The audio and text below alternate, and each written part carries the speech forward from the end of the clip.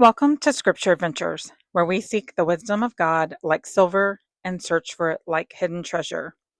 We're on to our second week of looking at women in the Old Testament. Today, we're stepping into the story of Hagar, an Egyptian servant girl whose life was deeply marked by the choices of others. She didn't ask to be brought into Abram and Sarai's household. She didn't ask to bear a child on Sarai's behalf. She didn't ask to be treated with cruelty, yet her story becomes one of the most intimate revelation of God's character. In Genesis 16, it introduces us to Hagar's first wilderness encounter. Weary of waiting on God's promise, Sarai gives Hagar to Abram to convince a child. It was a desperate plan from a disappointed woman, one that would unravel in painful ways. Once Hagar became pregnant, tension boiled. Sarai mistreated, I hate trying to say that part of her name, I'd just like her to be Sarah. Sarai mistreated her harshly, and Hagar fled into the wilderness, a young, pregnant, enslaved woman with nowhere to go and no one to defend her. But then in Genesis 16:7, we see the angel of the Lord found Hagar beside a spring of water in the wilderness. This is the first time in Scripture that we see the angel of the Lord appear. And get this, he appears to an outsider, a foreign woman, a slave, a runaway. And he doesn't rebuke her. He actually calls her by name. Look at verse 8. Hagar, servant of Sarai, where have you come from and where are you going? Sister, he sees her, he knows her, but here's where it gets hard. The message he's going to deliver is not all soft comfort, but it is a strength wrapped in truth and a promise.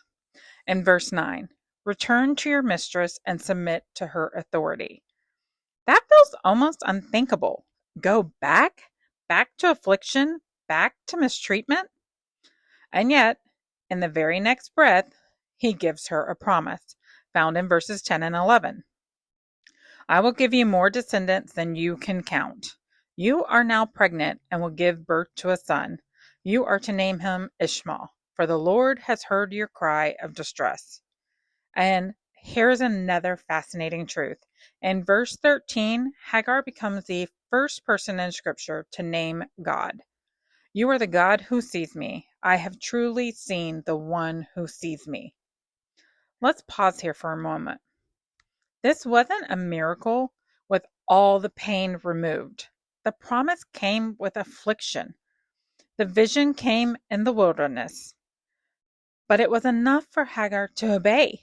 She returned not because life would be easy, but because she had encountered the God who saw her pain and had a purpose for her future.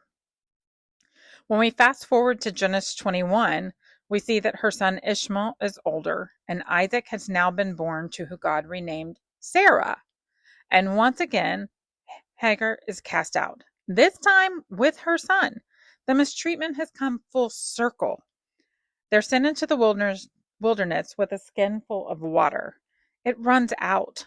She places her boy under the shrub, walks away, and says, I don't want to watch the boy die. That's in Genesis 21:16. But then, once again, in verse 17, God meets her there. God heard the boy crying, and the angel of God called to Hagar from heaven, don't be afraid.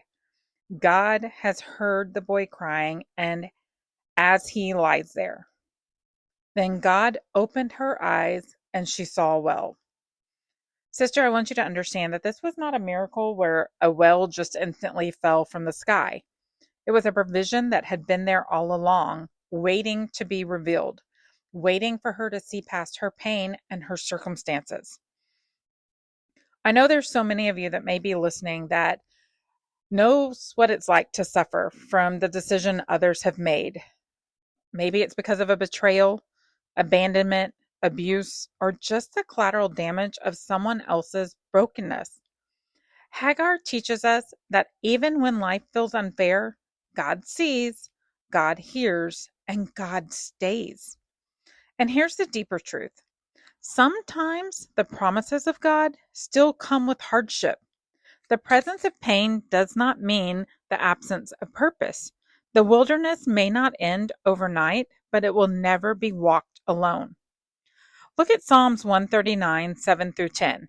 I can never escape from your spirit. I can never get away from your presence. Even there, your hand will guide me. And then in Hebrews 4:15, the high priest of ours understands our weakness. And in Isaiah 43, 1 through 2, we're told, when you pass through the waters, I will be with you. Christian counselor and author Dr. Diane Landberg writes, God does not minimize pain, but neither does he abandon us to it. Hagar's life tells us, you're not forgotten, you are not invisible, and you are not without a future. So here's some scriptures you can explore this week. You can read her full story in Genesis 16 and 21. You can find that God's nearness is part of the full design in Psalms 139, 1 through 16. You can see that God is with us in our trials in Isaiah 43, 1 through 2. You can see the full story and the promise that came out of the situation with Hagar and Sarah in Galatians 4, 22 and 31. And then in Hebrews 4, 15 through 16, we see Jesus as our sympathetic high priest. I want to thank you again for joining me today on Scripture Adventures. This week, take time to sit with Hagar's story. Don't rush past the wilderness. Lean in and listen. God sees, God hears, and He is always near, even when the path feels uncertain. So until next time, keep seeking His wisdom like silver and searching for it like hidden treasure.